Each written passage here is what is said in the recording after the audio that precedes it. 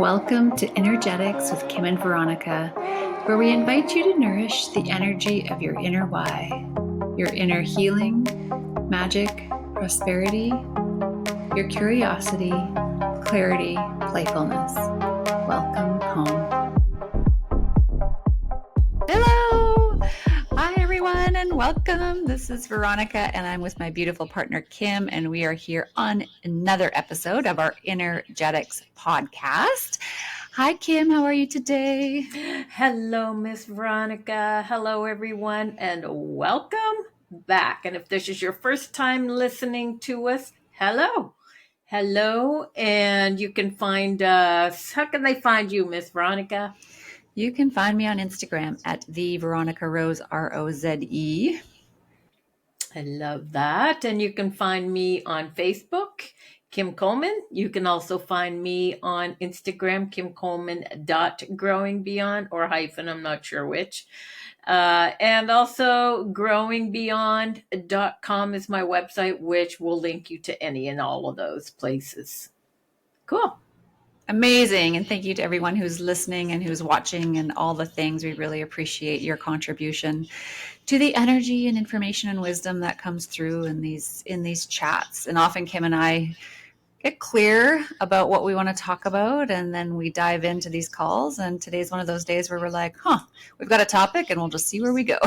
Yeah. So we've got a topic, we just don't have the clarity yet.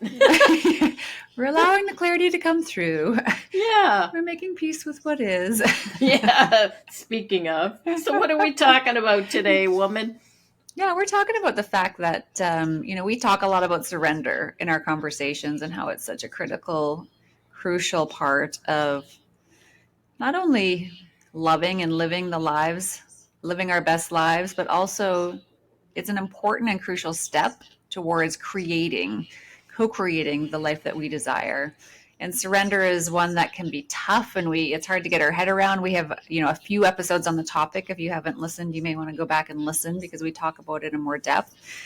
But there's also a point where sometimes we feel like we've been surrendering a long time. And it's like, okay, I've done the surrendering. Things aren't changing. Things aren't shifting. And now what? And that's something we thought we'd talk through today. Yeah. Yeah. And exactly that. So it's like making peace with what is. There's a verbal diarrhea version of that, right? And then are you really making peace with what is? I think we talked in one episode where I was like, oh my God, what I surrendered to one day was literally down on my knees, just doing the ugly cry. We all know what the ugly cry looks like, right? And so it wasn't just the divine weeping tears, it was like the ugly cry. And I totally surrendered to it. And when I surrendered to it, it was almost as if something unlocked within my own DNA and something changed. So in order to surrender, I had to surrender to my feels, deep feels about what I was surrendering to. I don't know if does that make sense? Yeah, that does make sense. Okay. And so yeah, to your point as you brought it in, sometimes it can be like this is an ongoing journey.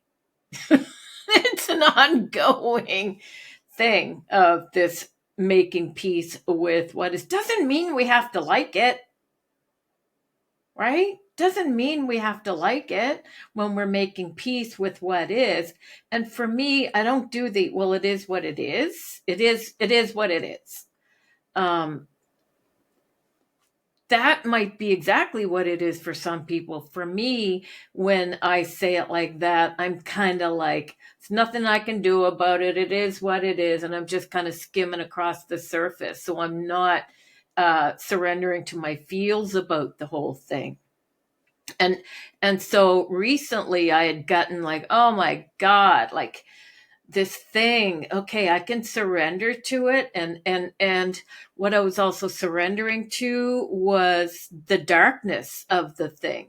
Now, whether some of it was mine, and I was also connecting to the darkness on the planet that experiences that. Now, when I say darkness, I'm talking about, the unhealed aspects, the shadow, the underlying thing. How much of it was mine? How much of it was the collective that we're also connected to?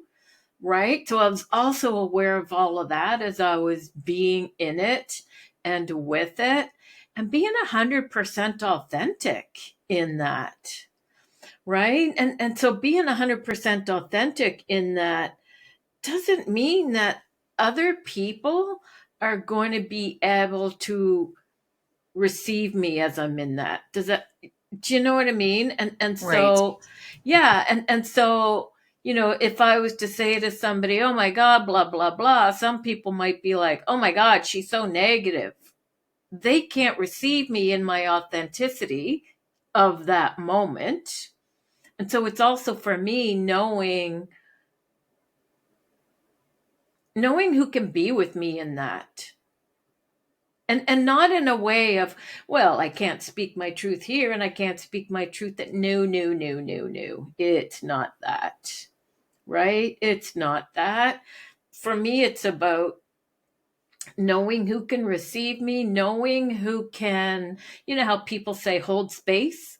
I don't use the term hold space because I can't go visual on what that looks like to hold space. Somebody that can be the space with me when I'm in that space, who can be that space with me, not trying to fix me, not trying to figure it out, because I do enough of that on my own, which is also part of the hilariousness of all of it. But yeah, so yeah, what would you add in all of that? Yeah, for me, I've had many eras of feeling like I've spent a lot of time making peace with things that haven't changed. And one of the things that I go back to over and over again that is really helpful for me, through which I have noticed things changing and transforming in the way that I want in my life, is to go back to really the vision of what it is that I desire. So I'm thinking specifically of, I'll give an example in my marriage, and all the love to my husband, because I'm sharing something vulnerable. But I went through a period of time where I was really unhappy with choices he was making, and I felt like it was not the right choice for us or for our family. And at the same time, he's his own person, he's his own soul, he's his own spirit, he's his own being on his own journey. And so I make peace with allowing him to have his own experience. But it was going on for a long time. And so the emotions that I felt, I had to process. I had to feel the disappointment, I had to feel the upset, I had to feel like the righteousness in that I felt like I was right and he was wrong. And so it's a lot to process. But what I really committed to for a period of time was allowing myself to feel the feelings, allowing him to have the freedom to choose his own path, and still really holding a strong vision for what I wanted for us and for our family. And it was, for me, it was holding that vision over and over and over again, allowing things to play out in the current moment, but projecting that vision of what it is that I desired. That eventually it was almost like that vision then pulled all of us into its greatness. And what we were navigating dissipated, and for various reasons, but I really felt the truth that holding that vision is what pulled us through. And it's hard to hold the vision when what you're looking at in the current reality is something different than what that vision looks like, because you're always comparing it to the vision, and you're always wanting to wrestle with the current reality. So for me, holding the vision has been a really, really powerful process that I go back to over and over again to transform things when I'm struggling with continuing to make peace with what is over and over and over again when I don't like it. Yeah, totally. And I think a key there in what you said, what popped for me was, you had all your feels about it. So you weren't bypassing your feels about what was going on. And you also, and I'm just going to say this because I know you, my sense is you were not betraying your own soul either by letting him do his thing, even though it didn't work for you. You were kind of being curious and playing in the energy of, well, he's doing his thing, I'm doing my thing, I'm gonna hold this vision and just play in that. And as the stuff comes up around that, you were allowing yourself to be with that, yet not allowing it to rob you of your vision. It's like cast 100%. Yeah, it's like that casting a spell thing, right? It's Mhm, like, yeah, yeah. exactly. And and I love that because so many people who talk about the law of attraction, they a lot of people seem to have possibly taken that and think it means only focus on what you want. No, it's about being with all of it, being with all of it, right? Which means being with your emotions too. And what that looks like for people, it could be, you know what, write it down and then burn it. Doesn't mean you project it onto somebody else. If you can have somebody, like I was sharing earlier, who you can be authentic with in that moment, who isn't going to judge you, who's not going to try to, yeah, but who isn't going to uh try to fix it for you or point out what you are doing wrong, but who can just be the space of allowance that allows you to be authentic with where you're at. And that's something I have experienced more than once. And so when I'm working with people, I hope that my experience of people not being able to be with me with where I'm at, because I'm a big energy. So when I'm in, my yay or my nay, it's big, right? And so by being with people who haven't been able to be with me in that, it's really kind of brought into my awareness of me being able to be that for others. Maybe I'm that for others, maybe more than I am myself. I don't know, right? I'm always questioning myself, right? Am I kidding myself here? Am I really at peace with where I'm at? Because hey, how come it hasn't changed yet? And then can I be at peace with the fact that I'm frustrated that it hasn't changed yet? And can I have on all my feels about that? Because yeah, when you've been doing this kind of work since the 90s, and there's still some things that haven't changed, then you have to look and go, is that actually true? Is that actually true that it hasn't changed?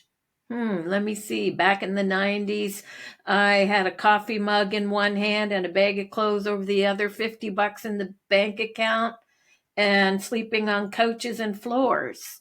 And I was 40. Am I in that situation now? Oh my God, no. No, not at all. And so it's about looking and really asking, is that actually true? Is it actually true that it hasn't changed? Right? And so looking at, wow, look at the accomplishments that I am now, looking at how far I've come. And yeah, it's easy to blanket and put, well, it's still the same. But then question, is it though? Is it actually still the same? Imagine being 40 years old, no car, no place to live, $50 in your bank account, no job, right? Coffee mug and a bag of clothes, and happy about it, really happy about it, right? I would not be happy about that at 65. I'm sure of it.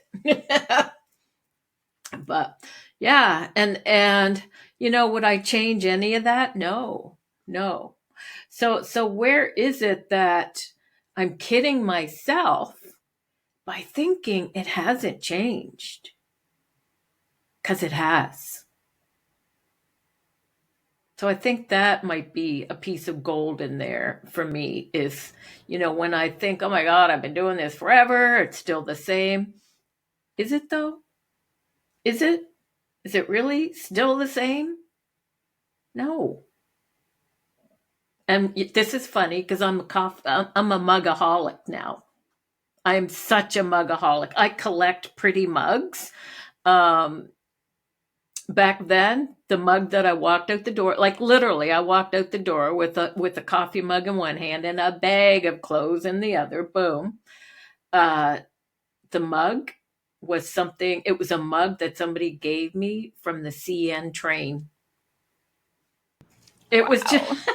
it was the weight of it and the shape of it, and that was the mug I had, and that was my thing, right? It's like hilarious, but yeah. And so looking at how far have you actually come? So when you think, you know, nothing's changed, I'm just going to invite us all to just say, really? Is it true that nothing has actually changed? Yeah.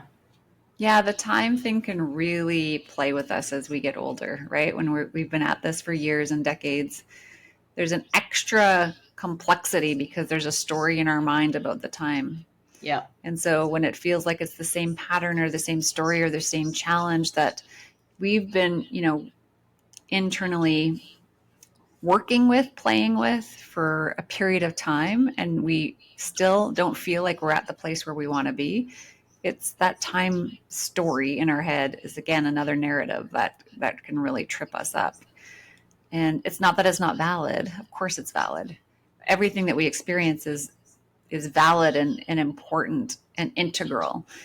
And it's just a matter of like, again, how do we shift that narrative? How do we shift it to a different awareness, to find ease in the moment, and also to start to, or to continue to move towards the trajectory of what we truly desire. Right. And Because we're, celebrating those moments, mm-hmm. right? Celebrating doesn't have to mean, a glass of champagne. It can mean that, but it can be Mm-hmm. just taking that moment of going, oh my God, I've actually come a really far way. I've come a long way, right? Um, yeah. And so just noticing that and giving yourself that pat on the back, because, yeah, just giving it to yourself. Yeah. Yeah, and I remember, Kim, like we taught courses, a couple of years ago, well, many years ago, a lot on creation energy, right? And one of the things that we used to talk about a lot is how we start to receive things when we consciously choose to create and play in creation energy in any aspect of our lives. Things start to come to us. And often we dismiss it because it doesn't feel Right. as big as we think it will, right? So we have this idea in our head that, oh, if I reach a certain level of income, I can say this for myself because I've grown significantly in my income level.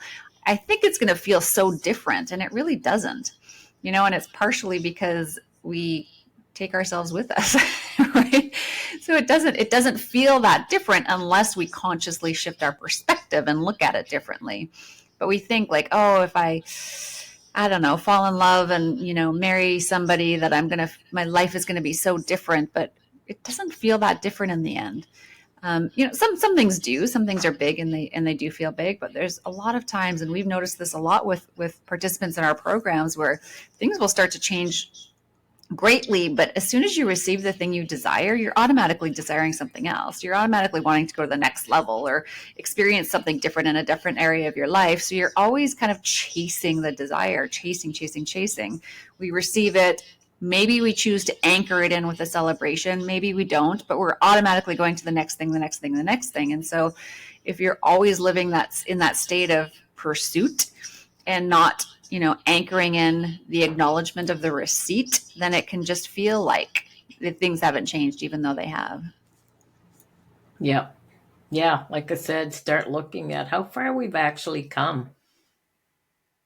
And when people, I love one of our mentors that we both share, Melanie, how she did this thing of, if you don't think you have anything to really celebrate, now these are me putting my words on it, look through your cell phone or your pictures and look at, oh my God, but don't just go flip, flip, flip, flip, flip, do that too. However, what if you really paused and looked at, oh my God, I remember that day with my grandbabies. That was so awesome. And so because in our cell phone, my cell phone, it shows me all the ones of the last year, right? And so it's invited me to really look at how far I've come, look at the things that brought me joy, but to pause and just kind of recreate the moment of that feel, right? And which is a creation energy. And it's also inspired me personally to take more pictures as memories, right? So that I can look back and go, oh my God, I remember that restaurant, that was so good, or whatever it is, right? Ken and I would go on trips, like we've been to Italy, we've been to Greece. Between the two of us, we might have 10 pictures. Right? Between the two of us, we might have 10 pictures. And because I'm like, yeah, I kind of remember it. Yeah, I kind of don't as well.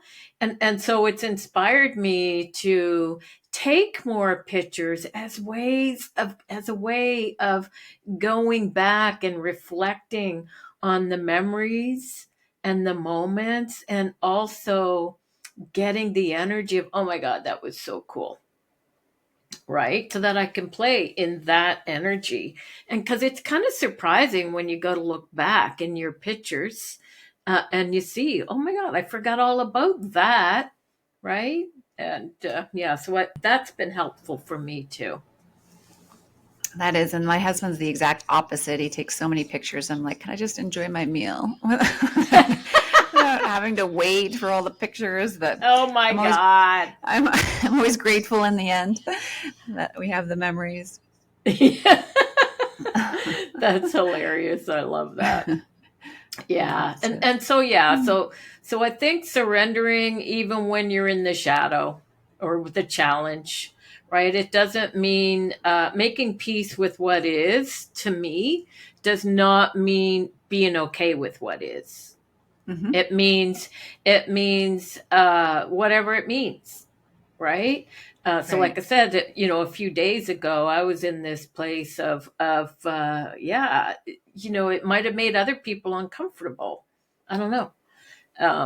Now, do I project it? No, not that I'm aware of. However, like I said, when I'm a big energy, so when I'm not, whatever it is I'm being tends to have an impact. We all do. We all have an impact on whatever room we walk into. And yeah, it's about being authentic. Doesn't mean when somebody says how you doing that I need to say, well, right now, but it can be that too. It can be that too. Again, for me, it's knowing my audience, right? Like I have one sister who, if it's not sunshine and roses, then it's too much for her. She can't navigate that. And so out of respect for her, I'm aware of that. Doesn't mean that I'm not being authentic, doesn't mean that I'm not speaking my truth. It means I'm including her in my universe. That's all. I'm including her in my universe. She's not that person that can receive that. Doesn't mean I'm pretending anything. Just means I'm including her in my universe. Yeah. And yeah, I have my people that and that's always a thing too, right? That's always a thing too. Who can be with me when I'm being in that space without trying to change it, without trying to tell me all the things. Just allowing me to be where I'm at will help me to move through it much quicker. Exactly. And just like on the last call, it's like it's moving through us, it's coming Yeah. out, it's releasing. And so recognizing it for that as well, right? It feels really real and big while it's on its way out. Yeah. Yeah. And like on that same note, my mom, for example, I'm the one she calls when she's in that space because she feels that I'm the only one who can be okay with her being in that space without trying to bypass it or make her feel wrong for being in that space. And my words for her are often, "Oh my God, Mom, I'm so sorry that you're experiencing this." Those are really powerful words. So I'm not saying I'm sorry that you're feeling this. No, she's entitled to her feelings. I'm not sorry for her feeling what she's feeling.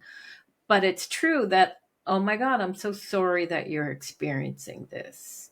And she really feels heard when I say that to her because it's coming from my heart. And she doesn't feel like she's been made wrong, because if I jump in to try to fix it or give her another way to think about it, if she's not in that space of receiving it, she feels like she's not being heard. Right. And so instead of doing that, I'm aware of, okay, right now she just needs me to offer, oh my God, I'm so sorry that you're experiencing this. That sometimes gives her the space of allowance, that space so she's being heard, which can also open up something where then I might be able to suggest a possibility. But that is knowing how to navigate that with someone as well for me. Because if I say, well, Mom, blah, blah, blah, and she isn't in that space of feeling like she's been heard yet, right? And so, yeah. Exactly. Yeah. And so I think for me, it's about being that for myself, noticing how I react and respond to when other people are doing that with me. And that's enabled me to be that so much more for myself and for others as well. Yeah. Yeah. One of the things I've been playing with lately with my 7-year-old daughter, like on the weekend, she was really upset with my husband, her dad, and she came to me, and I'm so upset with him. And I said to her, well, do you want to be upset right now? And she thought about it, and she's like, yeah, I do. And I'm like, okay, good. I'm here for you. Let's be upset, and just like, there's no wrongness in being upset. I think that's a good evolution that we've had. It's like, okay, well, do you want to be upset? Because if you don't, then if she were to say no, then I'd start talking about like ways that she can start to transform that, right? But in the moment, do you want to be upset? She's like, yes, I do. Good. Rock on. I'm here for you, sister. I love that. That is so good. Now, my mom, if I was to say that, her response, her response would be, well, why would I want to be upset? Nobody wants to be upset. You're not being helpful, right? And so it's knowing your audience. I love that. That wouldn't be for adults, but not all of them, but I love that. That is so cool. She's so lucky to have you, and you're lucky to have her. Yes, and so how did that transform throughout how did that go? So well, she came to me a few times. She came to me a few times with like, in a 30-minute period, I'm upset. And I keep asking her, well, do you want to be upset? She'd think about it. She'd say, yes. Okay. I'm here for you. And then anytime that you don't want to be upset anymore, then we can look at how we can transform it from within. Because, we can choose our response, and, eventually it just dissipated like it does for kids. But really my point was really for her to have the awareness that it's okay to feel what you want, and you get to choose. That is so cool, Veronica. And that's the thing of checking in. Is this something I want change around? Yes, no, yes, no. Oh, it's actually a no right now. Okay, cool. Right? And so then we don't get to be shocked as to why isn't this changing? Oh, wait, do I actually want change around this? Yes, no, yes, no. Oh, it's actually a no right now. Okay, cool. Then let 100%. That be okay. Yeah, exactly. Well, awesome. Amazing. I think this has been great. I think so too. Thank you, Kim. And thanks everyone. As always, we would love for you to share this conversation if you think it would benefit anyone. Share the video on YouTube or share the audio on any podcast platform that you're listening to us on. We appreciate the love and the contribution and the likes and the subscribes and all the things. So inviting you if that feels right for you. Awesome. Thanks, love. Thanks, everyone. Thank you, everyone. Next time.